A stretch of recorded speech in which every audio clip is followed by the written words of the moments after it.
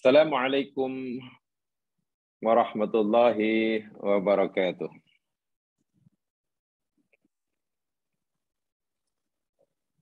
Alhamdulillah, wassalatu wassalamu ala Rasulillah wa ala alihi wa ashabihi wa atba'ihi wa man ihtada bihadihi wastanna bisunnatihi ila yaumil la raiba fih. Asyhadu an la ilaha illallah wa asyhadu anna Muhammadan abduhu wa rasuluh. Allahumma salli ala Muhammad wa ala ali Muhammad. Rabbi shrah li sadri wa yassir li amri wahlul 'uqdatam min lisani yafqahu qawli. Amma ba'd.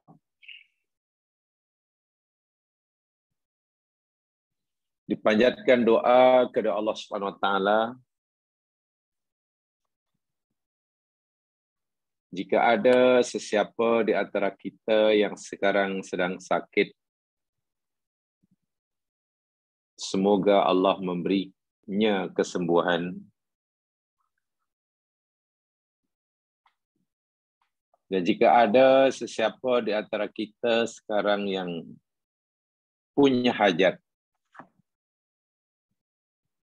semoga Allah kabulkan dan tunaikan hajatnya.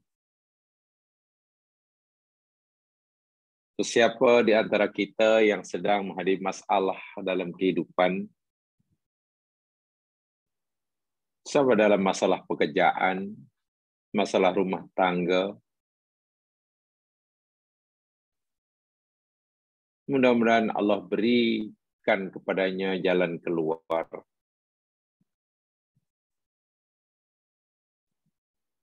Sesiapa di antara kita yang mungkin sedang tersesat jalan, dipohonkan agar Allah Subhanahu wa taala membimbingnya ke jalan yang lurus. Jika masih ada di antara kita yang masih leka dengan kehidupan duniawinya, sehingga melupai akan tujuan ia diciptakannya, mudah-mudahan Allah segera beri ia ingat akan tujuan Allah menciptakannya dan menghidupkannya di dunia. Dan tidak kalah pentingnya, dipohonkan kepada Allah agar setiap apa yang kita lakukan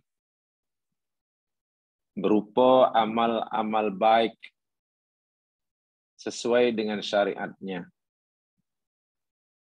semoga Allah menerimanya sebagai amal soleh kita dan diberinya balasan ganjaran sesuai dengan sifatnya yang maha pemurah.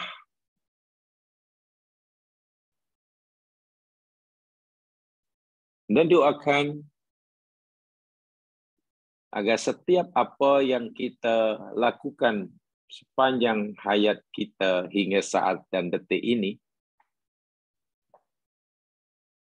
tidak menepati akan kehendaknya, menyalahi syariatnya.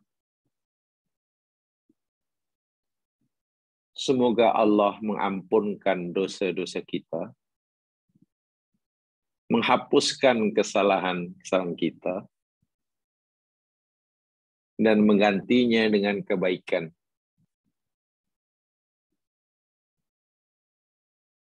Ringkas kata, dipohonkan dengan ikhlas pada Allah, jika ada di antara kita yang sedang diuji oleh Allah. Semoga Allah memberikan dia kekuatan bersabar menghadapinya. Diberi kekuatan, kemampuan, ridha, berlapang dada, menerima apa saja qada dan qadarnya, seburuk apapun. Dan semoga Allah memberikan kepada setiap seorang daripada kita kekuatan, kemampuan, bahkan keseronokan mensyukuri setiap nikmat yang Dia anugerahkan kepada kita.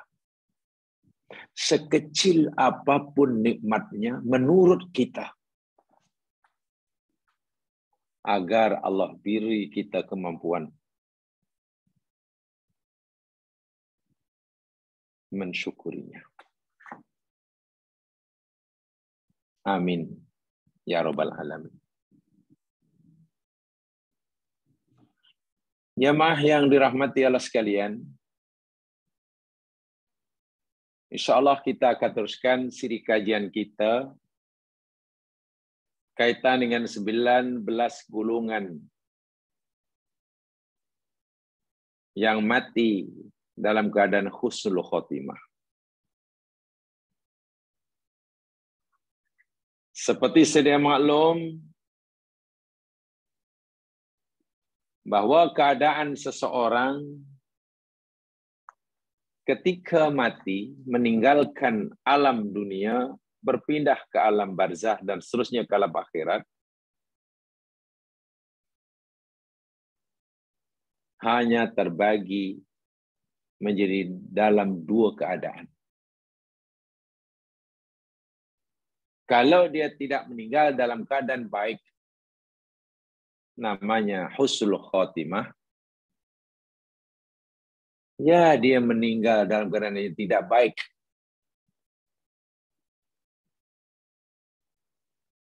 Yakni su'ul khotimah. Wal'iyadzubillah, thumma na'udzubillah. Agama telah memberikan garis panduan untuk kita jadikan pedoman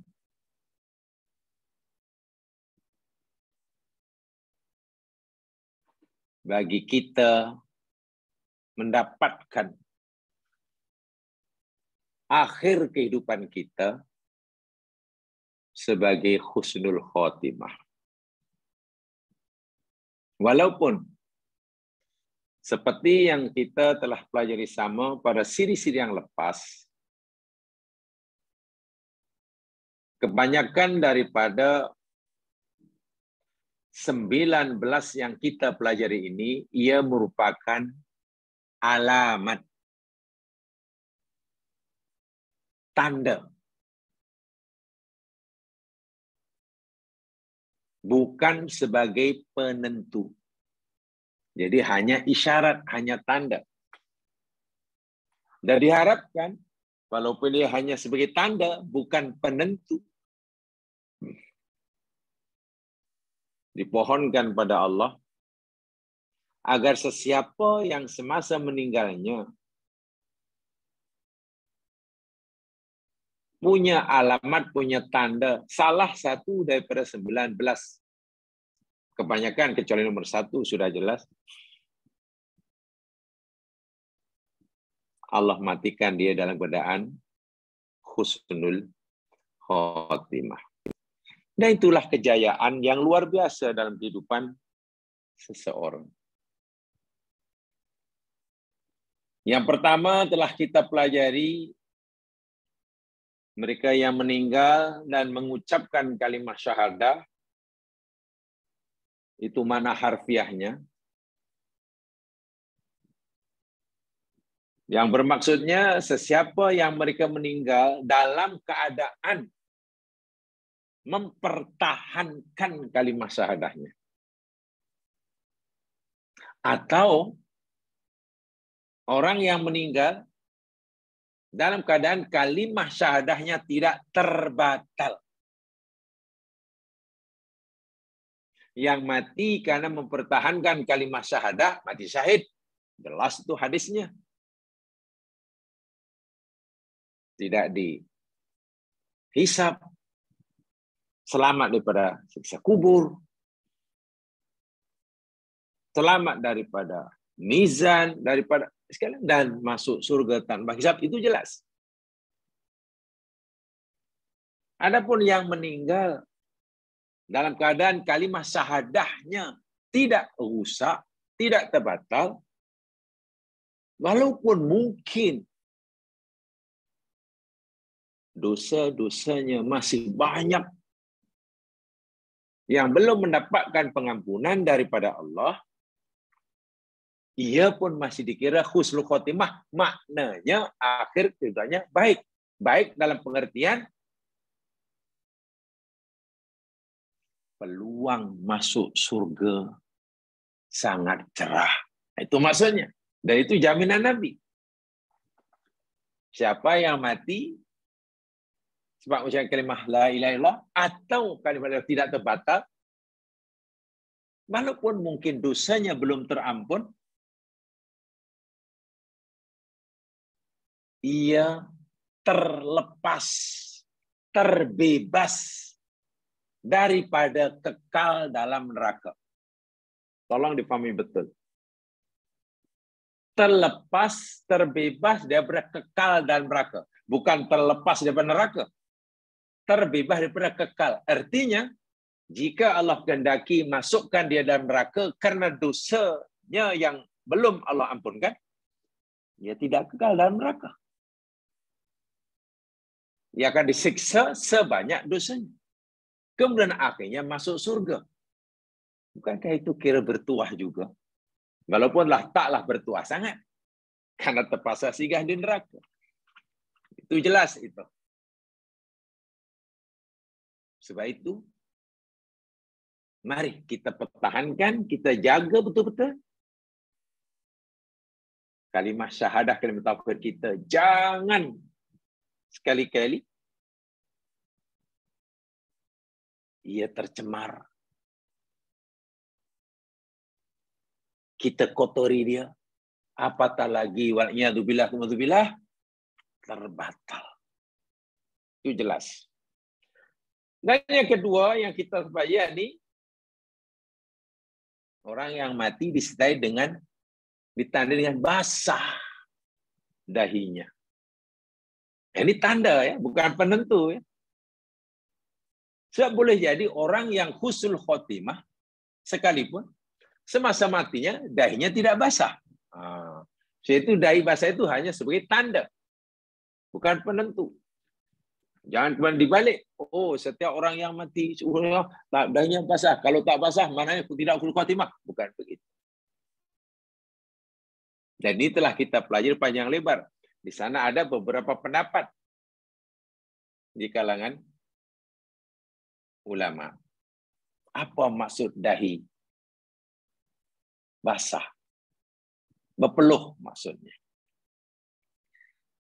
Jamaah sekalian, sekarang kita pelajari yang ketiga. Lihat yang ketiga. Ya, lihat notanya. Yang ketiga, mereka yang meninggal pada malam Jum'ah atau pada hari Jum'ah.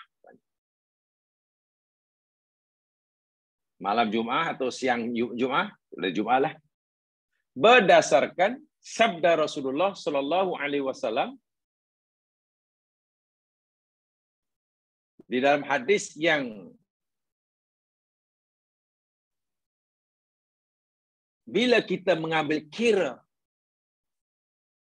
dengan banyaknya jalan, banyaknya sanad dalam hadis ini, bukan satu sanad, banyak yang saling mendukung antara satu sanad, satu jalur dengan jalur yang lain, hingga setelah ulama hadis mengatakan hadis ini hasan, sahih, atau paling tidak hasan. atau paling tidak hasan. Kerana ada yang mendaifkan hadis ini. Jadi hadis nomor 3 ni lah. Orang yang mati pada hari Jumaat, maka ia termasuk orang yang matinya husnul khotimah. Ini ada perbezaan di kalangan ulama kerana hadis yang dijadikan dasar dan alasan bagi pendapat ini dipertikaikan. Ada yang mendhaifkannya, ada yang menganggap ia sahih atau paling tidak hasan, memandangkan banyak jalan. Hadis ini banyak jalannya, banyak jalurnya. Melalui A, melalui B, melalui C, banyak. Sehingga kelemahan satu-satu sanad dapat ditutup, dikuatkan oleh sanad yang lebih kuat. Begitu. Saya bacakan hadisnya, lihat di dalam nota. Rasulullah SAW bersabda, "Ma min muslimin yamutu ala jumu'ata aw lailatal jumu'ati illa waqahu Allahu fitnatal qabri." Rawahu Tirmizi. Dia ya, dia punya apa? Hadisnya. Kalau tak ada baris, ya bolehlah diberi baris ya. Kalau tidak ada baris lah. Tapi insya-Allah di situ sudah ada barisnya mungkin ya. Jadi boleh baca lah. InsyaAllah boleh baca. Yakni bermaksud hadis Nabi tadi, ma min muslimin, tidak ada seorang muslim pun yamutul jumu'ata aw lailatal jumu'ati, yang meninggal pada hari Jumaat. Tak kiralah malamnya ke, malam Jumaat malamnya ke, atau jumlah siangnya ke, illa waqahu Allahu fitnatal qabri, melainkan Allah akan lindungi dia, akan jaga dia, maksudnya Allah akan selamatkan dia daripada fitnah kubur, maksudnya siksa kubur. Bukankah orang yang terpelihara di sana kubur itu maknanya sebagai tanda yang ia sebagai bukti yang dianya husnul khotimah. Begitu matan hadis, begitu zahir hadis. Allah lindungi dari siksa kubur. Tetapi sebagaimana yang saya nyatakan tadi, hadis ini diperselisihkan oleh kalangan ulama. Baik, penjelasannya begini. Mari kita pelajari, kita kaji perlahan-lahan. Jamaah sekalian, pertama yang saya sampaikan, tentang keistimewaan hari Jumaat berbanding hari-hari yang lain, itu sudah jelas. Kalau kita bicara tentang adakah hari Jumaat ini ada mempunyai keutamaan, ada mempunyai keistimewaan dibandingkan dengan hari-hari yang lain, jawabannya iya. Iya, karena hadisnya sahih. Kalau cerita tentang keistimewaan hari Jumaat berbanding hari yang lain lah. Contohnya hadis Muslim. Sahih hadis Muslim. Dan juga riwayat Ahmad. Baginda Rasulullah SAW bersabda, khairu yaumin tala'at alaihi syamsu yaumul jumu'ah. Sebaik-baik hari yang matahari terbit pada hari itu Sebaik-baik hari di mana matahari terbit pada hari itu adalah hari Jumat. So hari Jumat adalah hari yang terbaik dibandingkan Sabtu, Ahad, Isnin, Selasa, Rabu, Khamis. Rahsianya kata Nabi, fihi khuliqa Adam. Kerana pada hari Jumat lah Adam diciptakan. Wa fihi udkhilal jannah. Dan pada hari Jumat jugalah Adam dimasukkan surga. Wa fihi ukhrija minha. Dan pada hari Jumat jugalah Adam dikeluarkan daripada surga. Wala taqumus sa'atu illa fi yaumil jumu'ah. Dan tidaklah akan berlaku hari kiamat kelak kecuali pada hari Jumat. Ini hadis Muslim. Dan hadis ini sebagai dalil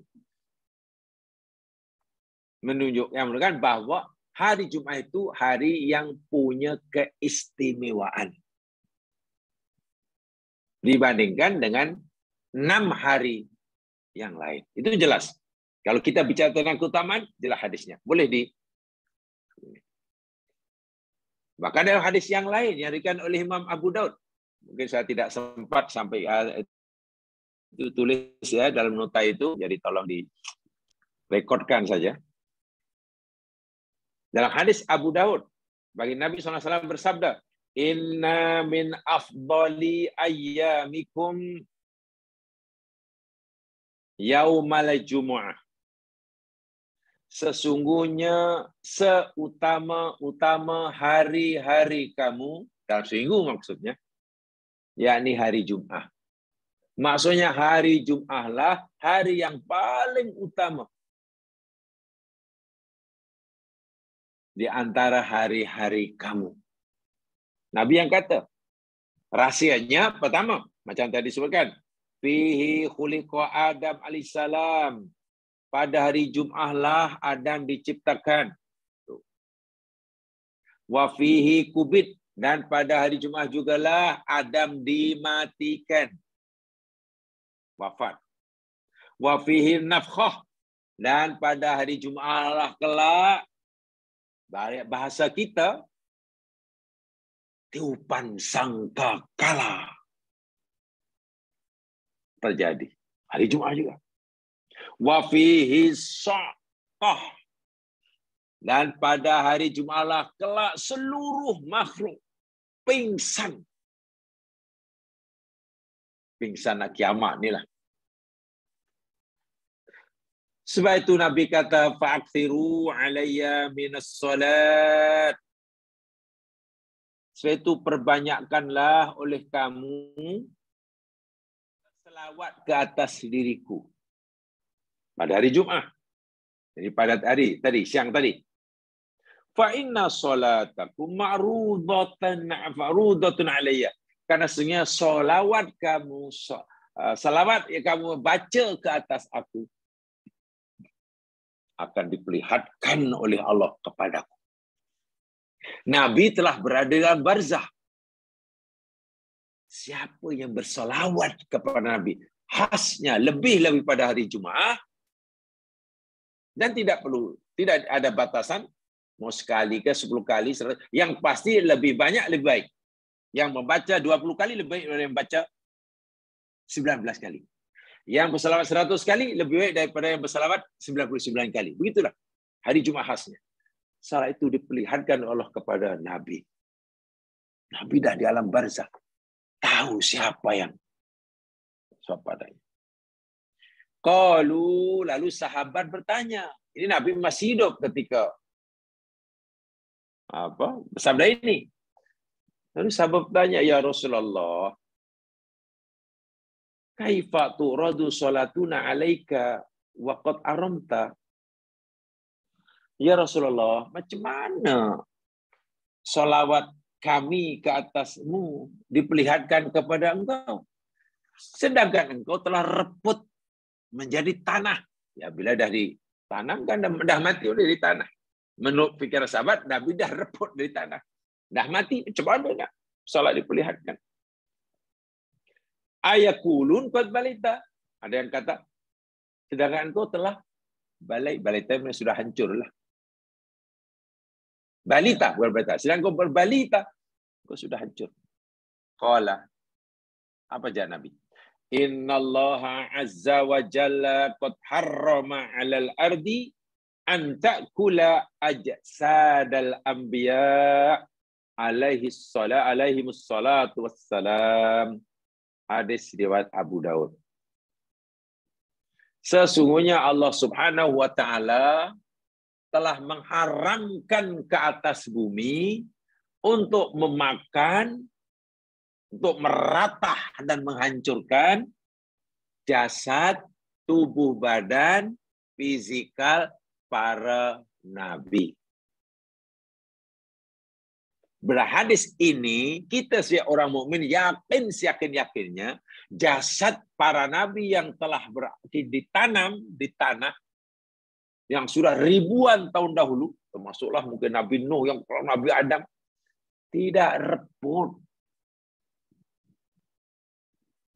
Tidak seperti jasad-jasad manusia yang lain.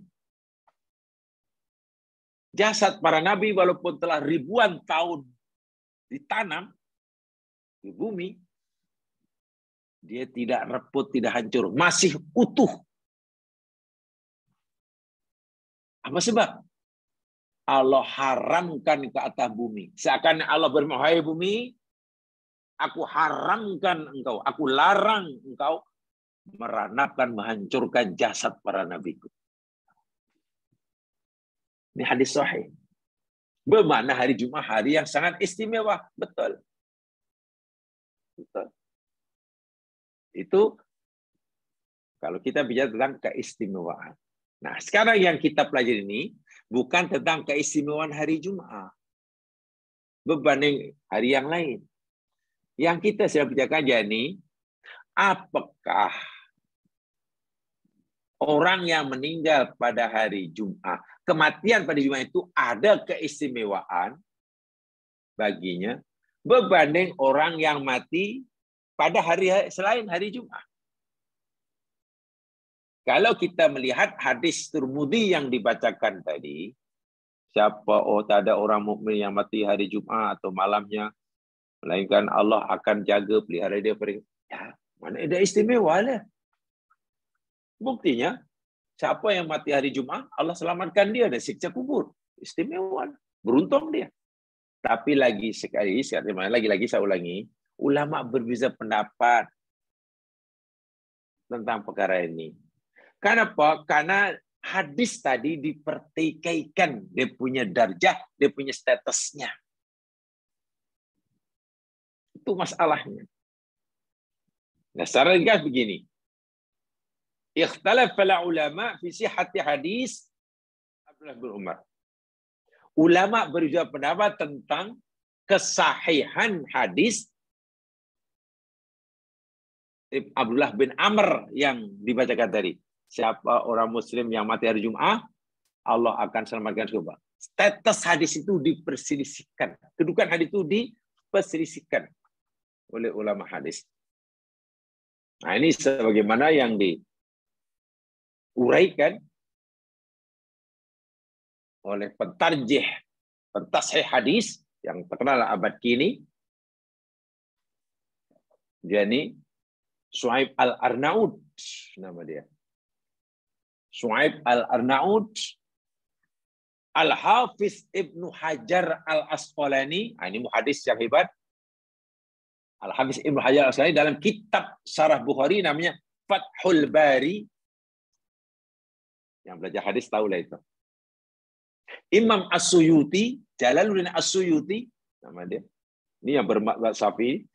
Ibnu Hajar bermadhab Syafi'i, Jalaluddin As-Suyuti bermadhab Syafi'i. Dalam kitabnya Al-Jami'us Shaghir, apa kata mereka?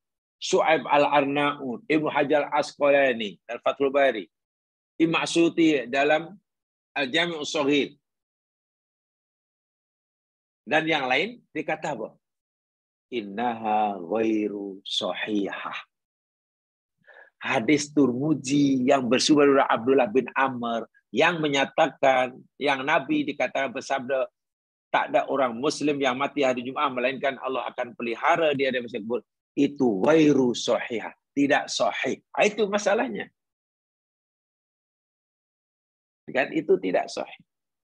Wa qalilun min ahlil ilmi, tapi ada sebagian kecil, minoriti daripada ahli ilmu, ulama hadis, hasanaha, menganggap hadis itu sebagai hadis hasan. Bukan hadis yang tidak sahih, tapi hadis hasan. Bila hasan, mana boleh dipakai? Apa alasan mereka yang mengatakan hadis itu hadis hasan? Boleh dipakai?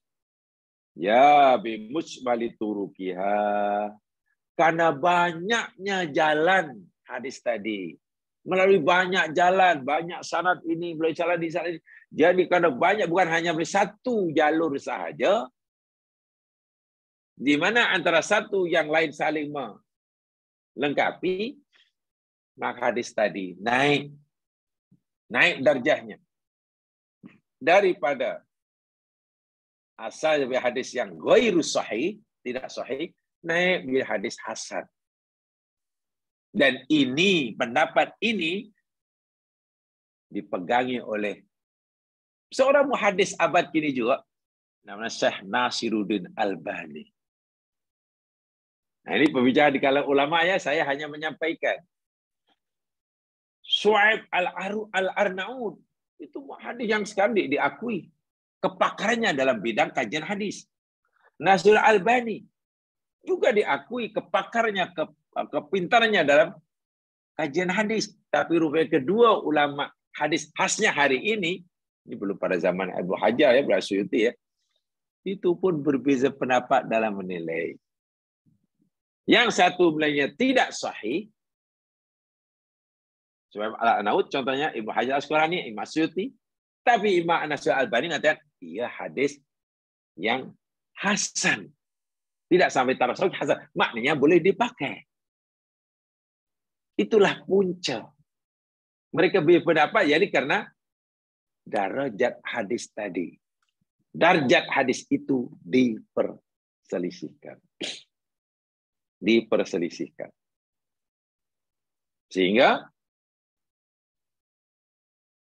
Imam Ibnu Hajar Al-Asqalani dia menyatakan dhaiful isnad.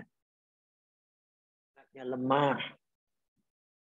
Kenapa? Munqati. Karena ada yang terputus menurut kajian Ibnu Hajar Al-Asqalani.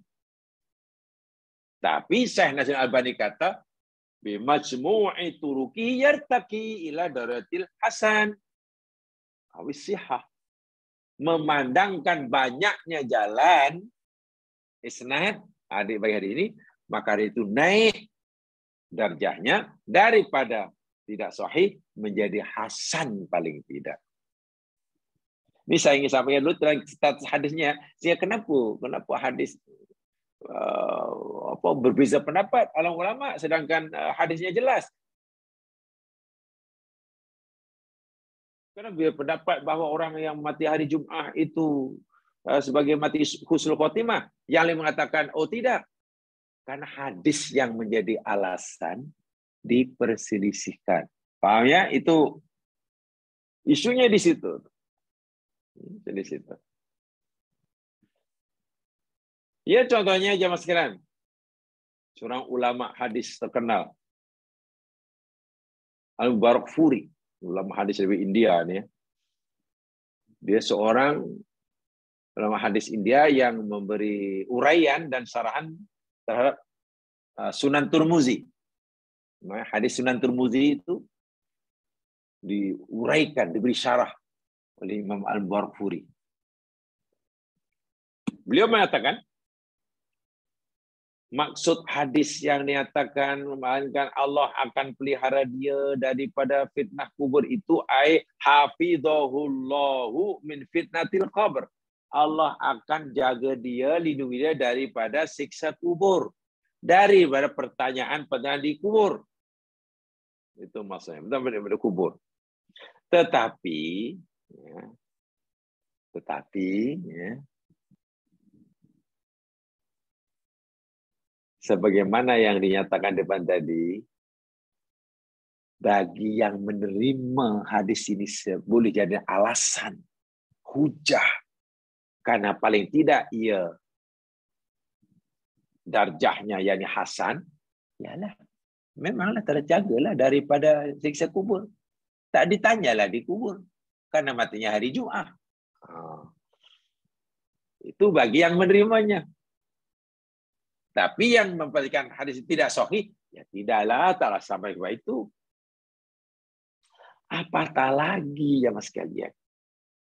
Kalaulah kematian pada hari Jumat itu sebagai contoh jenis kematian yang utama. Kalaulah kematian mati pada Jumat itu sesuatu kelebihan bagi yang mengalaminya. Berbanding orang yang mati pada hari-hari selain Jumat. Nampaknya pelik juga. Kerana dalam kitab Al-Bukhari, dalam Sahih Bukhari, yang kita ada yang paling sahih jam sekalian. Beliau berkata begini. Bi husni khatimatin man mata yaumal isnain ala annahu yaumun tuwfiya fihi sayyidul khalqi ajma'in Rasulullah sallallahu alaihi wasallam. Termasuk mati husnul khatimah bila dikaitkan dengan hari lah. Masuk tanda mati dalam keadaan husnul khatimah, ini dalam kata Bukhari ni, Bukhari. Jadi orang yang meninggal pada hari Isnin, bukan hari Jumaat. Macam mana tu? Imam Al-Bukhari kata, termasuk tanda orang yang mati meninggal dengan husnul khotimah. Jadi orang meninggal pada hari Jumaat. Pada hari Isnin, pada hari Isnin.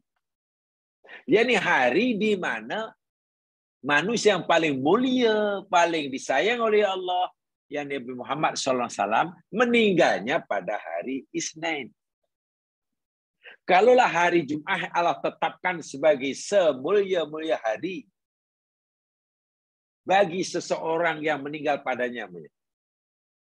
Semulia-mulia seorang meninggal pada dunia. Kenapa kekasihnya Nabi Muhammad SAW Allah wafatkan pula pada hari Isnin?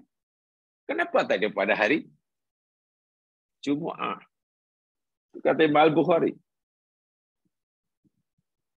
Walafata ila anna man fadla ana min fadli mauti yaumul Jumaah ayyujad adal minal muslimin. Lalu ada yang beralasan begini. Yang menerima hadis mati pada Jumaat itu, tanda husnul khotimah itu, ya memang menurut kami mati hari Jumaat itu tetaplah tanda, merupakan tanda husnul khotimah. Karena ada rahsia dia. Salah satu rahsia, kalau orang itu meninggal pada hari Jumaat, pasti akan ramai jumlah bilangan orang yang nak menyembahyangkan di masjid, ramai kan itu hari Jumaat. Hari Jumaat. Mereka bukan, ialah sampai nak solat jenazah kan solat Jumaat. Perhimpunan terbesar, teramai orang mukmin setiap minggu kan hari Jumaat di masjid. Jadi bila orang meninggal pada hari Jumaat, nanti yang akan menyembahyangkannya jumlah mukmin yang sangat besar. Sedangkan jemaah sekalian, orang meninggal disembahyangkan oleh orang ramai, itu semakin baik. Meninggal yang menyembahyangkan jenazah berapa orang? 10. Baik. Lebih baik daripada yang menyembahyangkan hanya 8 orang. Bila disembahyan oleh 20 orang, lebih baik berbanding yang disembahyan oleh 10 orang. Meninggal yang disembahyan oleh 100 orang, lebih baik daripada disembahyan 9. Semakin ramai yang menyembahyangkan, semakin baik, semakin utama. dan masa yang memungkinkan seseorang itu akan disembahyangkan oleh ramai orang. Itu bila orang mati pada hari Jumaat sebab di masjid. Itu kata yang punya hadis tadi. Yaitu itu alasan ya, itu cara berfikir itu saja aja Mas. Ini sama kita. Kemudian ada lagi contohnya Al-Hakim At-Tirmizi memberikan alasan begini. Yalah, mati hari Jumaat itu tetap kematian yang istimewa. Tetap istimewa. Bahkan itu sebagai salah satu tanda orang tersebut meninggal dalam keadaan husnul khotimah. Apa alasannya? Di samping hadis tadi yang dianggap sebagai hadis hasan, kata Al-Hakim At-Tirmizi, saya bacakan apa ucapan beliau, bahasa Arabnya begini. Waman mata yaumal jumu'ati, siapa saja yang meninggal pada hari Jumaat, faqadin kasyafa lahul ghita', maka sungguh telah diangkat, telah dibuka al-ghita', itu penutup. Itu penutup yang menghalangi kita daripada melihat sesuatu. Contoh, kita sekarang ini tak nampak alam barzah. Kenapa? Karena antara kita dan azab ini ada ghita', ada penutup, ada tirai. Kita dengan siksa kubur, dengan nikmat kubur, tak dapat melihat. Walau benda itu ada. Kalau ada, kenapa tak dapat kita lihat? Kerana ada ghita', ada tirai. Kita tak dapat melihat akhirat dan sebagainya. Ya, karena ada ghita'. Orang yang meninggal pada hari Jumaat, kata Al-Hakim At-Tirmizi, masuk aja alam barzakh. Koding kasafalau ghita', amma lahu indallah. Dibuka ghita' itu. Sehingga orang itu dapat menyaksi apa yang ada di sisi Allah. Yang Allah sediakan buatnya. Apa? Walaupun benda itu belum berlaku. Masih nanti akan berlaku di akhirat. Tapi sudah diperlihatkan kepada orang itu. Itu mana tanda ia husnul khotimah. Sehari Jumaat dibuka itu ghita'. Li'anna yaumal Jumaat, ini kata Al-Hakim At-Tirmizi ya. Kerana pada hari Jumaat itu la tasjuru fihi jahannam. Neraka jahanam tidak menyala-nyala. Tidak berkobar-kobar apinya. Bukan padam ya, tidak berkobar, tidak menyala-nyala. Waktu gelaku abwabuha, pada hari Jumaat itu pintu-pintu jahanam ditutup. Wala ya'malu sultanun nar fihi ma ya'malu fi sa'il ayyam. Penguasa-penguasa neraka jahanam, penjaga tidak bekerja.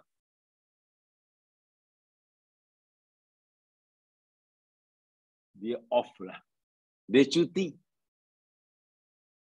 Dia tidak bekerja melakukan perbuatan tugasan sebagaimana tugasan dilakukan pada selain hari Jumaat. Fa idza qabadallahu 'abdan min 'abidihi. Oleh sebab itu sesiapa saja apabila seorang hamba nyawanya dicabut oleh Allah, dimatikan oleh Allah. Fa wafaqa qabdahu yaumul Jum'ah, dan peristiwa kematiannya itu bersesuaian dengan hari Jumaat, jatuh hari Jumaat, kana dalika dalilan li sa'adatihi wa husni ma'abihi. Itu sebagai dalil, sebagai bukti, sebagai tanda bagi kebahagiaannya dan bagi kebaikan tempat kembalinya. Faham ya? Ini pendapat Hakim At-Tirmizi ya. Hari Jumaat itu hari di mana ghitak dibuka sehingga apa yang ada di sisi Allah waktu nampak dapat lihat. Neraka tidak berkobar menyala-nyala, pintunya ditutup. Malaikat penjaga tidak bekerja, semua cuti. Itu berlaku setiap hari Jumaat. Saya tu siapa yang meninggal pada hari Jumaat, dia dapat melihat itu. Nikmat yang Allah yang kan sudah dapat lihat. Melihat neraka tidak menyala-nyala.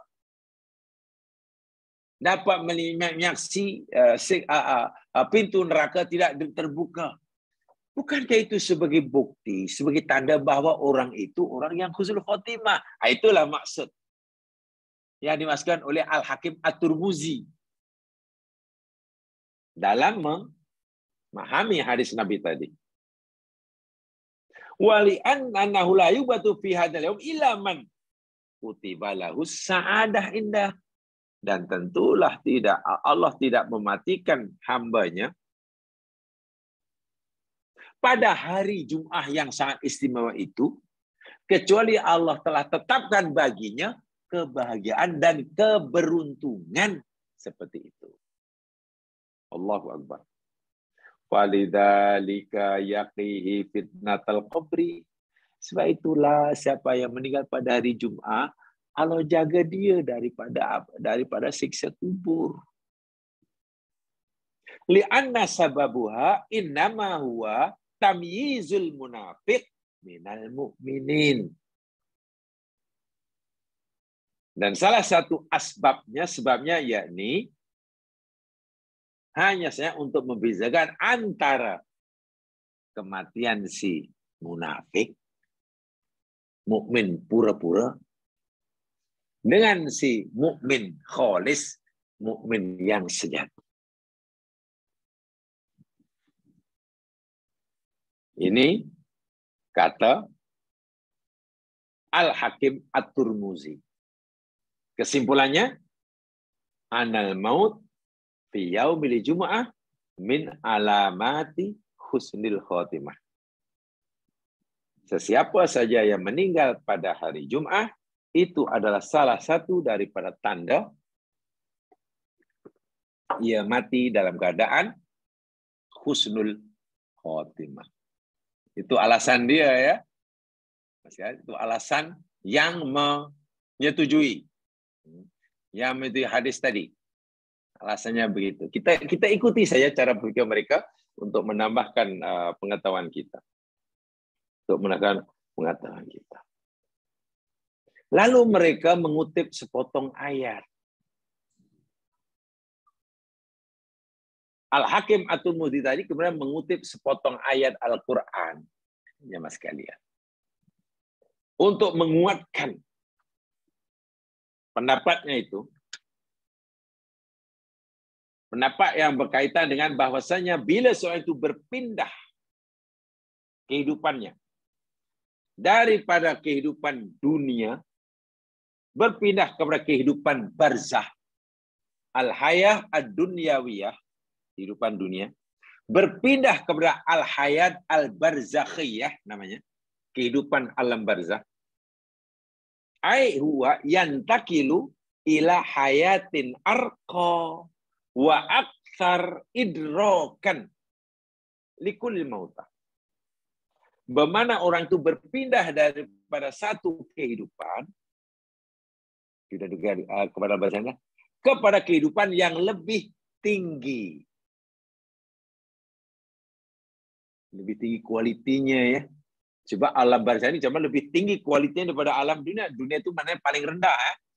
Ad-dunya itu maknanya dari segi bahasa paling rendah, yang paling rendah, yang paling dekat, yang paling bahkan ada adna juga maksud yang paling hina. Maknanya ada alam yang paling tinggi, yang lebih tinggi, lebih sempurna. Apa dia? Alam barzah. So bila orang mati, mana berpindah pada alam yang rendah kepada alam yang lebih tinggi, lebih sempurna. Karena ia sebenarnya berubah pada alam barzah, mana alam yang lebih tinggi, maka orang itu punya peluang untuk dapat melihat sesuatu yang selama ini tak dapat dilihatnya ketika ia masih berada di alam rendah. Ya. Jadi kita boleh menyaksi sesuatu yang selama ini kita tak dapat saksikan. Benda itu ada, tapi kita tak dapat melihatnya. Kenapa? Pertama, di awal kita nyatakan ada ghita. Ada ghita. Itu yang pertama. Apa itu ghita? Ghita yakni tirai penutup yang membatasi antara alam dunia yang rendah dengan alam barzakhiyah yang lebih tinggi. Bila orang sudah pindah ke alam barzakhiyah, mana alamnya tinggi, ghita itu sudah tidak ada. Bagaimana masih ada ghita? Dia sudah berada di alam yang sama dengan objek yang tidak dilihat. Jemaah sekalian, di alam barzakh ini kan ada siksa kubur. Ada siksa kubur, ada nikmat kubur, ada macam-macam lah. Tapi kita tak boleh menyaksi dari sini.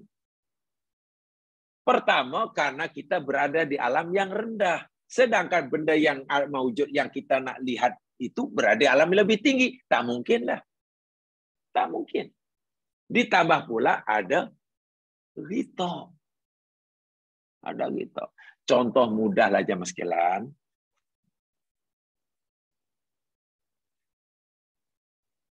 Orang yang duduk di bangunan, katalah duduk apartemen lah, kondominium lah, duduk di tingkat 10, ya tentulah pandangannya keluar lebih luas. Lebih banyak yang boleh lihat oleh orang yang tinggal di tingkat 10 dibandingkan dengan benda yang boleh lihat oleh mereka yang tinggal di tingkat 1. Awak tinggal di tingkat berapa? Saya tingkat 1. Awak nampak apa? Ya nampak rumah itu ya. Awak nampak tu yang kawasan rumah tak nampak, tak terlindung lah. Ya dua di tingkat 1 atau di bawah. Coba kalau orang tu tinggal di tingkat 20. Karena apartmen tu ada 32 tingkat pun. Di mana? Macam-macam saya nampak. Macam-macam. Sampai yang tempat yang jauh tu, rupanya itu di KICC nampak. Putrajaya nampak. Nah, itu analogi yang mudah lah, walaupun tidak tepat. Nah, macam jugalah. Kita tinggal di alam dunia, alam yang rendah. Yang kita lihat, ya tentu benda-benda yang depan mata kita lah. Apa yang berlaku di alam yang lebih tinggi, kita tak boleh melihatnya. Karena perbezaan alam berdua dimensi. Ditambah pula ada ghita. Berbeza halnya bila semua kita nanti pindah daripada alam rendah ke alam yang tinggi, namanya alam barzakh. Benda-benda yang selama ini tak dapat dilihat olehnya terbuka. Ghita dah tak ada. Karena antara kita yang menjadi subjek yang melihatnya dengan benda yang jadi objek yang kita lihat berada di alam yang sama.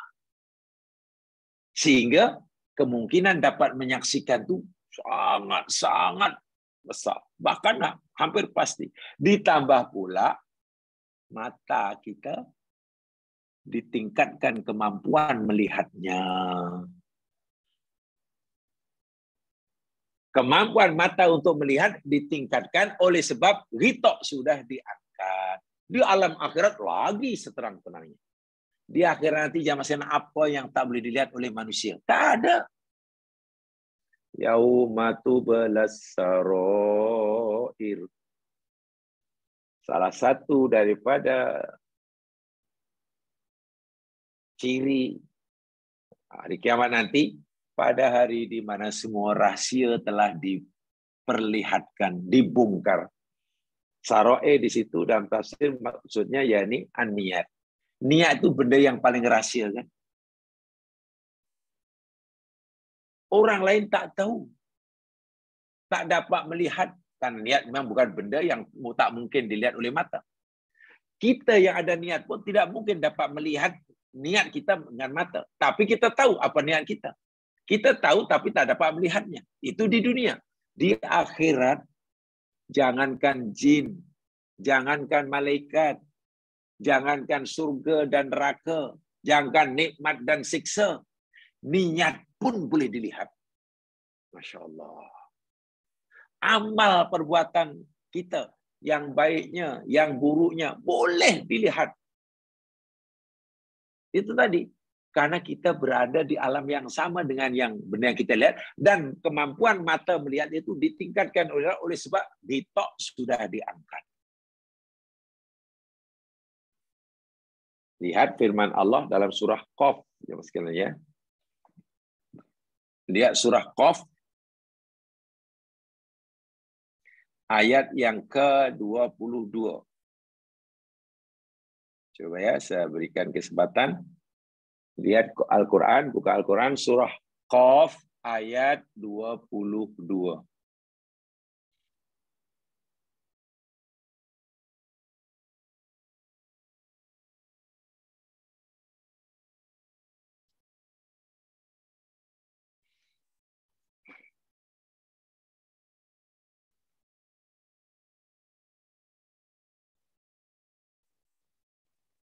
A'udzu billahi minasyaitonir rajim.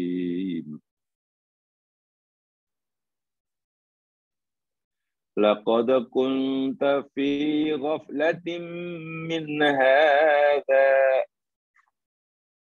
fakashafna anka ghita'aka fabasaruka al-yawma hadid. Laqad kunta, demi sesungguhnya adalah engkau dahulu. Ini ditujukan pada orang kafir ya, yang sekalian. Allah memberitahu pada orang kafir, wahai kamu orang kafir, orang yang tidak percaya tentang adanya alam barzah, tak percaya tentang alam akhirat, hisab, mizan, sirat, surga, neraka. Pada kamu tak percaya, sungguh dahulu kamu fi ghaflah, lalai, tak fikir langsung, tak indah langsung tentang benda-benda alam gaib ini. Dulu masa di dunia. Tak percaya, menafikan, menolak. Kamu fikir hidup hanya di dunia, mati, selesai. Sekarang, kata Allah, fakashafna, lalu kami angkat. Kasyaf tu diangkat. Ya, macam tirai diangkat. Itulah. Angka daripada engkau ghita'ak. Nah, ghita' itu penutup. Sesuatu yang menghalangi pandangan kita sehingga kita tak dapat melihat sesuatu yang wujud karena ada ghita'. Bila ghita' itu sudah diangkat oleh Allah, siksa kubur, nikmat kubur, siksa neraka, surga neraka, kan kita tak nampak sekarang, malaikat kan tak nampak. Nanti bila sudah diangkat ghita', fabasarukal yauma hadid. Pandangan matamu pada waktu itu, pada hari itu hadid. Hadid maknanya tajam. Terang benderang. Bahasa mudahnya di akhir nanti jemaah sekalian, tak kira mukmin atau kafir, tak ada yang pakai spek. Saya yang sekarang terpaksa pakai spek ini di akhirat, di alam barzah tak pakai spek. Semua mata terang benderang, tak ada yang ketrek. Tak ada yang ada ketrek, tak ada yang masalah mata, semua terang benderang. Tengok. Diperlihatkan.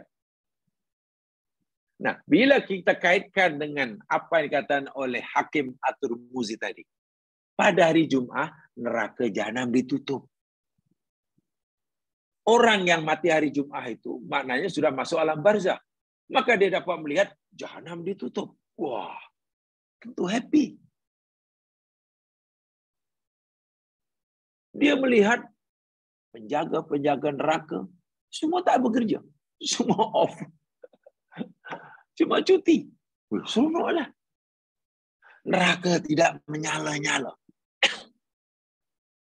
Dan itu semua dapat dilihat. Tentu orang yang diberi peluang mengalami perkara seperti ini, kata Al-Hakim At-Tirmidzi, tentu orang yang matinya husnul khotimah. Iya. Dan itu hanya berlaku pada hari Jumat. Itu alasan beliau ya. Begitulah cara berfikir orang ulama dahulu tu, cara memahami satu-satu hadis, satu-satu ayat. Satu ayat tu. Paham ya maksudnya? Jadi orang yang diberi peluang untuk menyaksikan neraka tertutup pintunya, neraka tidak menyala, malaikat semua tidak bekerja. Gitu maksudnya. Malaikat semua tidak bekerja. Macam-macam ganjaran disediakan oleh Allah. Orang yang di peluang itu tentulah orang yang baik. Orang yang baik. Dan kerana ditutupnya pintu jahanam, tidak menyalanya jahanam, tidak bekerja penjaga jahanam itu pada hari Jumat, maknanya siapa yang mati hari Jumat berpeluang untuk lihat itu tentu orang yang husnul khotimah. Faham ya? Begitu salah cara memahami hadis ini dikait dengan ayat Quran yang dikatakan oleh Al-Hakim At-Tirmidzi namanya. Kita menerima atau tidak, itu terpulang. Terpulang, itu pendapat beliau. Ini saya sampaikan yang ini ya, sebab nanti saya akan sampaikan lawan dia. Karena memang kita sedang mengkaji ya. Itu mana kalau ada satu pendapat, satu masalah, bila sama-sama ada dua pendapat yang berbeda, kita kena sampaikan kedua-duanya. Dengan alasan masing-masing. Nah, terpulang pada kita yang mana. Itu namanya kajian ya. Namanya kajian. Ya, kajian. Dan lagi ini dikuatkan lagi dengan hadis Nabi yang lain. Hadis riwayat Tirmidzi, Ibnu Majah dan sahih hadisnya. Kalau di alam barzah pun sudah mengalami keadaan yang seperti itu, dia bahagia tentu melihat itu. Seronoklah. Selamat siksa kubur. Kalau alam barzah dah selamat, macam mana berikutnya? Berdasarkan hadis yang dikatakan oleh Imam Tirmidzi, Imam Ibnu Majah, yang dinilai sahih oleh Nasir Al-Albani, bersumber daripada sahabat Utsman Ibnu Affan radhiyallahu an, bahwasanya Nabi sallallahu alaihi wasallam bersabda, "Innal qabra awwalu manazilil akhirah."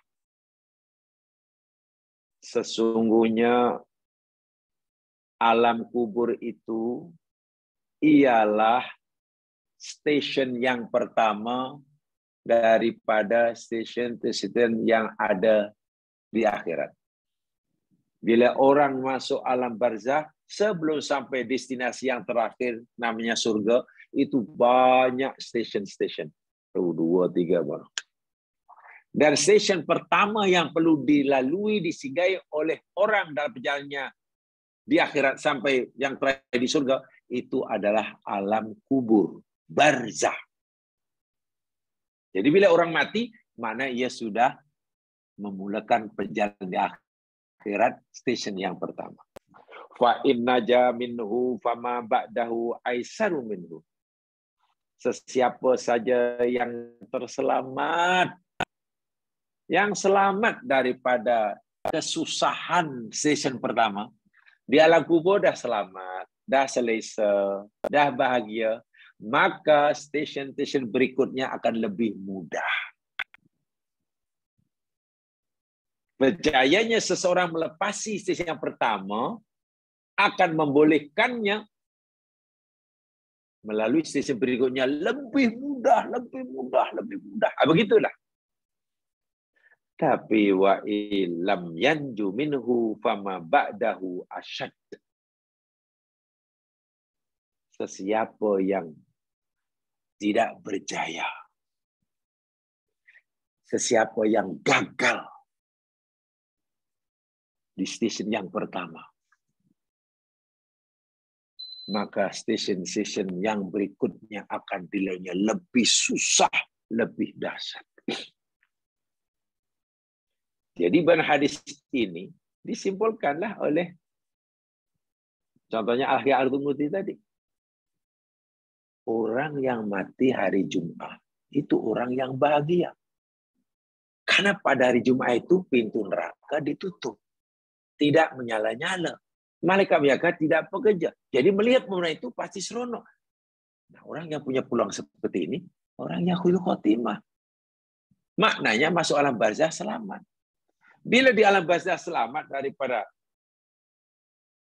hiruk, pikuk, huru, hara, musibah, fitnah kubur, stesen berikutnya lebih mudah.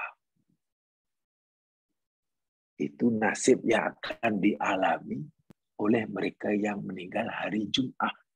Nih, pahaman. Beliau yang setuju tentang apa namanya? Keistimewaan mati hari Jumat. Bukan keistimewaan hari Jumat ya. Keistimewaan hari Jumat sudah jelas hadis sahih. Keistimewaan meninggal pada hari Jumat. Hadisnya ada, tetapi diperselisihkan. Bagi yang menerima hadis tadi, karena ia hasan, inilah penjelasannya. Sekarang bagi yang tak menerima, apa kata mereka yang tak menerima? Hadis itu sudah hadis sahih. Hadis yang tidak sahih. Yang tadi kan, Shu'aib Al-Arnaud, ulama hadis sekarang. Ibnu Hajar Asqalani, itu ulama hebat dah. Imam Jalaluddin As-Suyuti, itu bukan calang-calang ulama ya sekarang. Mereka ini tidak menerima hadis itu sebagai hadis hasan, hadis sahih yang boleh dijadikan dalil. Karena hadis itu ghairu sahih. Ghairu sahih. Apa pandangan mereka tentang mati hari Jumat? Hadisnya lemah. Termasuklah kalau ulama sekarang contohnya Saleh Ibn Utsaimin, ulama Saudi. Apa pendapat mereka? Hadal hadis alladhi warada fi fadlil maut yaumil jumu'ah wa yaumil jumu'ah laisa bisahih. Hadis yang menceritakan tentang keutamaan mati pada hari Jumat itu tidak sahih. Tengok. Dia melihat tidak sahih, ya bila tidak sahih ya tak bolehlah dijadikan alasan. Tidak boleh dijadikan hujah. Yang tidak sahih. Macam mana? Sedangkan ini berkaitan alam gaib.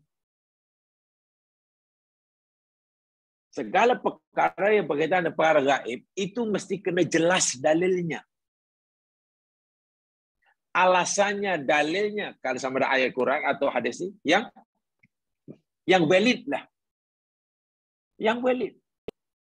Tapi kalau kesahihannya saya dipertikaikan, validitinya tak dipertikaikan, ya apalagi dia yang tidak sahih. Macam mana kita nak menerimanya?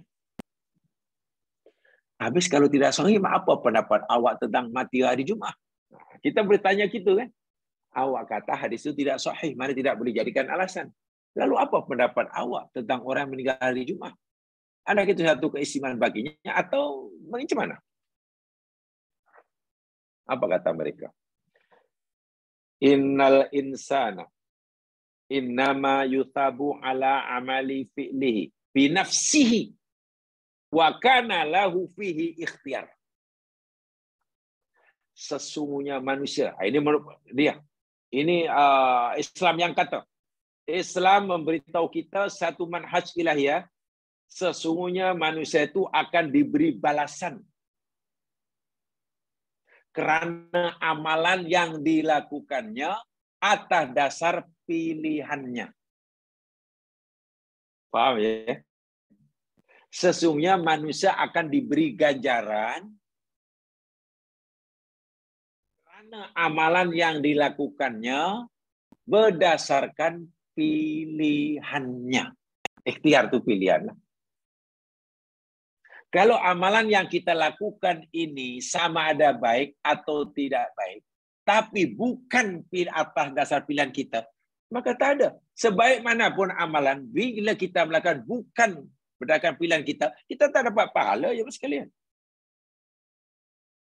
Jamaah tidur, tengah tidur kemudian mengingkau Hatam baca surah Yasin. Yasin dihafal, dia baca hatam pula tu. Mahrajnya betul. Tapi sedang tidur, mengigau namanya. Apa kita dapat pahala walaupun menghatamkan Yasin? Tak. Kenapa? Karena kita baca itu bukan berdasarkan pilihan kita. Kan kita tak sengaja, tak ada niat nak baca ayat. Namanya mengigau, mana ada orang sengaja. Lainlah kalau kita jaga lalu Bismillahirrahmanirrahim, Yasin wal Qur'anil Hakim, atau Bismillahirrahmanirrahim, Taha ma anzalna 'alaikal Qur'an. Itu pilihan kita. Kita boleh memilih nak membaca atau kita boleh memilih nak sambung tidur. Bila kita boleh nak baca Quran, dapat pahala. Itu nak ikhtiar. Mengigau bukan ikhtiar kita. Sedang mengigau, tiba-tiba memaki-maki orang, mengumpat, keluar ucapan-ucapan kotor dan keji. Tak berdosa, karena itu bukan pilihan kita. Kita hanya diberikan balasan pahala atau balasan dosa berdasarkan perbuatan kita yang kita lakukan atas dasar pilihan. Itu jelas. Wa mautul insan yaumal jum'ah aw ghairihi laisa bikhtiyarihi. Sedangkan kematian seseorang itu hari Jum'ahkah, hari Hamiskah, hari Sabtu, itu pilihan kita atau ditentukan oleh Allah? Ya pula ya. Itu bukan pilihan kita. Meninggal hari Jumat, B meninggal hari Selasa, C meninggal hari Rabu. Itu kan bukan pilihan dia. Itu Allah yang pilih. Maka jika bukan pilihan dia, Allah yang pilih, tak ada kena mengena dengan balasan dosa ataupun pahala. Kalaulah orang yang mati Jum'ah itu mendapatkan keistimewaan, sedangkan dia mati hari Jumat itu bukan pilihan dia, tapi pilihan Allah. Nanti yang mati hari Ahad dan tak dapat kelebihan, nanti protes. Ya Allah, kenapa engkau tak beri hak kepadaku keistimewaan seperti kawanku B namanya? Allah jawab, ya, karena dia mati pada hari Jumaat. Dan awak tak dapat karena kelebihan itu karena awak mati pada hari Ahad. Nanti yang mati hari Ahad protes lagi. Ya Allah, bukankah aku mati pada hari Ahad ni engkau yang menentukan? Ya, aku yang menentukan, bukan pilihan kamu. Tapi juga bukankah B yang mati hari Jumaat itu pun engkau yang memilihnya, bukan dia? Ya. Lalu kenapa engkau pilihkan dia mati hari Jumaat, kemudian engkau beri keistimewaan, selain engkau pilihkan buat aku mati hari Ahad dan engkau tak bagi istimewaan? Cuma macam mana? Ini kita andai, ini yang membantah ya, yang membantah ini. Ya pula ya. Mana mungkin orang diberikan macam tu? Bagaimana nanti kalau yang meninggal pada hari selain Jumaat dan tak dapat keistimewaan, protes kepada Allah karena tak dapat kemuliaan hari Jumaat, sedangkan itu bukan pilihan dia. Contoh yang mudah begini, ini kita contohkan, kita andaikan lah. Katalah Allah masukkan surga hambanya, Allah masukkan dalam surga hambanya dalam surga itu kerana ia lelaki, katalah. Karena ia jenis jantina lelaki. Karena dia laki, bukan karena perempuan. Nanti yang perempuan pasti protes. Ya Allah, kenapalah engkau tak masukkan kami dalam surga, sedangkan itu abang kami. Ya, sebab dia lelaki. Sebab itu aku masukkan dia surga. Dan aku tak masukkan kau dalam surga nanti karena kamu perempuan. Katalah seperti itu. Nanti yang perempuan protes. Ya Allah, bukankah aku menjadi perempuan di pilihanmu? Engkau yang menghendaki. Dan bukankah dia menjadi laki itu kehendak engkau juga? Kenapa engkau kehendaki dia laki, kemudian engkau masukkan surga? Sementara engkau kehendaki diri menjadi perempuan dan engkau tidak masukkan surga. Di mana keadilan kamu? Coba. Jadi apa yang berlaku pada kita jemaah sekalian? Yang bukan atas pilihan kita ini, tak ada balasan siksa pun tak ada, balasan pahala pun tak ada. Kematian itu pula Allah yang menentukan. Tempatnya di mana, harinya apa, waktunya bila. Saya itu kata yang menolak hadis ini. Yang itu hadis tidak sahih, tak boleh jadikan alasan. Lagi pula, orang diberi balasan itu berdasarkan amal yang ia pilih. Sedangkan kematian seorang pada hari apa, itu bukan pilihan dia. Walau hadraul maut la yastati. Katalah orang yang ajalnya sudah tiba. Hari apa? Tiba pada acara menemunya pada pukul 5 hari Selasa umpamanya. Dia tak boleh menolak. Ya Allah, jangan dulu. Tolong tangguhkan, saya nak mati hari Jumaat. Tidak boleh. Atau katalah ajalnya belum tiba dari Jumaat. Ya Allah, ajal, tolong ya Allah. Perintahkan ajal yang kau takkan datang. Tak boleh. La yastaqdimu sa'atan wa yastakhirun. Tak boleh dimajukan, tak boleh kemudian kalah, walaupun sesaat. Tengok. Itu alasan dia. Saya tu bila dah ajal 3 hari Khamis, tak boleh hari Jumaat. Bila melihat hari Sabtu, tak boleh disegerkan pada hari Jumaat dan seterusnya. Wa kullu hadis warada fi fadhi mauti fi yaumil Jum'ah fi yaumin muayyan fa innahu laisa bi sahih. Kesimpulannya, ini kata yang menyanggah ya. Kesimpulannya, semua hadis yang menceritakan tentang keistimewaan kematian seseorang pada hari tertentu, hari Jumaat ke hari apa ke hari seorang, tidak ada yang sahih. Itu kata Syekh Shalih Ibn Utsaimin itu. Tidak ada hadis yang boleh dipertanggungjawabkan, hadis yang berkaitan dengan keistimewaan kematian seseorang pada hari tertentu, dari Jumaat ke hari Senin. Li'anna thawab, karena balasan yang Allah sediakan itu alal a'malil lati taqau minal abdi ikhtiaron. Tadi sudah disebutkan. Berdasarkan amal perbuatan, karena amal perbuatannya berdasarkan pilihannya, kebebasan memilihnya. Itu yang menolak. Jadi yang disampaikan ini sama sekalian, inilah pandangan kalangan ulama-ulama dahulu. Jadi ada 2 pendapat, hadisnya ada betul. Masalahnya hadisnya itu diperselisihkan. Bagi yang menerimanya sebagai hadis yang hasan paling tidak, ya yakin siapa yang mati hari Jumat itu tanda hul khotimah. Karena nanti akan dapat kita di bla bla bla seperti mana kata Hakim At-Tirmizi tadi. Tapi bagi tak, itu hadis yang lemah. Macam mana kamu jadikan alasan? Apalagi ini berkaitan dengan perkara yang gaib. Perkara yang gaib, kita mesti menggunakan dalil yang sahih. Alasannya mesti, dalilnya mesti valid. Ini meragukan macam mana? Ditolak. Dan hadis ditolak, akhirnya dijelaskan yang hakikatnya seperti ini, yang sebenarnya orang itu dapat keutamaan kelebihan keistimewaan atau tidak berdasarkan perbuatan yang dia pilih, bukan berdasarkan perbuatan yang bukan pilihan dia. Contoh hari kematian bukan pilihan manusia, tempat bukan pilihan manusia, maka dia tidak, maka ditolaknya hadis tadi. Jadi sengaja sampaikan ada 2 pendapat. Kali ini terpulang pada kita nak pilih yang mana.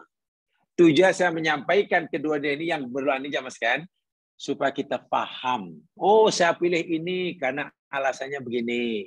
Saya pilih ini karena alasannya begini. Begitulah. Pilihlah, yakinilah mana yang jamaskan yang lebih yakini. Dan bila kita tahu kedua-duanya dengan alasan masing-masing, nanti bila kita katalah jumpa orang lain yang pendapatnya berbeza dengan apa yang kita pegangi, kita yakini, ya kita tidaklah melatah gitu. Kita tak terkejut kan kita, oh saya tahu dia bilang itu karena ini alasnya bla bla bla. Begitulah sepatutnya belajar agama.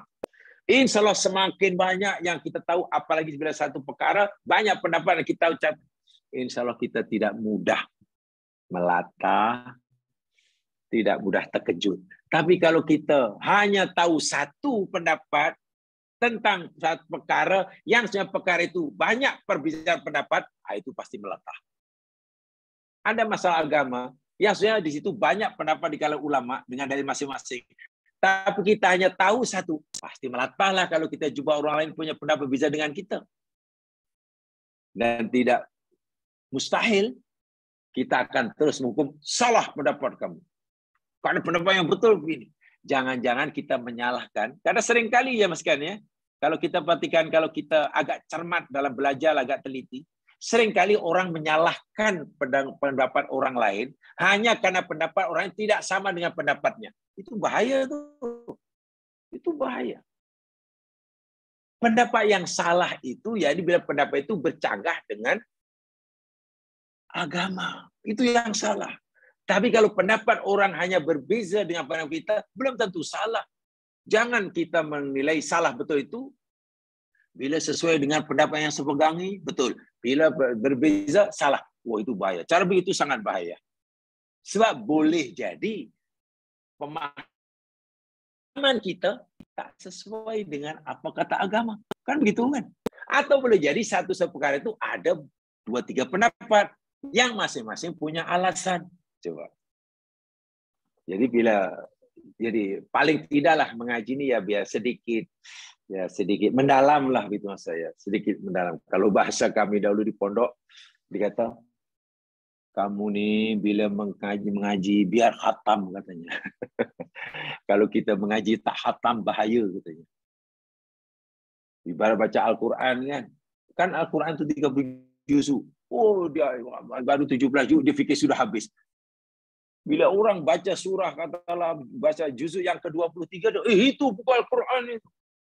Awak baca kita malam hari kena baca, apa awak baca? Saya dia tak pernah sampai 23 bacanya. Dia hanya baca 17 dan difikir dah khatam. Hanya bila membaca tak khatam, orang baca ayat surah yang dia belum baca, dia ingat itu bukan Quran. Kan bahaya kan? Tapi kalau khatam, saya dah baca Al-Fatihah, ya nak. Maknanya saya tahu dia pernah Al-Quran. Demikian mengkaji. Jadi kalau kita tahu banyak, insya Allah kita jadi mudah berlapang dada ya. Yakin, kita meyakini yang kita pegang betul, tapi kita tidak mudah menyalahkan orang lain. Gitulah maksudnya. Ya. Meyakini pendapat yang kita pegang itu betul, itu disuruh. Meyakini bahwa pendapat yang kita pegang itu betul, itu disuruh. Tetapi meyakini bahwa pendapat kita yang betul, selainnya salah, itu yang tak betul. Itu yang tak betul ya.